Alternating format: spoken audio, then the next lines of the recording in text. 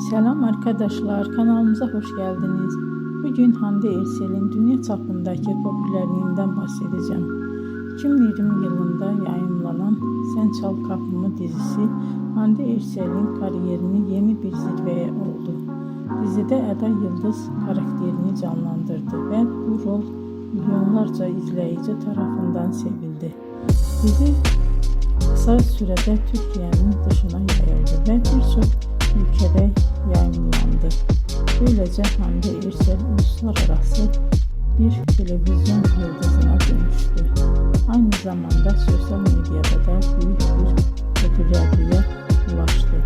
Instagram'da milyonlarca takipçisi bulunuyor ve dünyanın en çok takip edilen Türk oyuncularından biri olarak biliniyor. Bugün Hande Erçel yalnızca dizilerde değil, moda ve reklam dünyasında da sık sık karşımıza çıkıyor.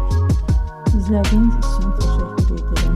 Bir sonraki videoda görüşmek üzere. Hoşça kalın.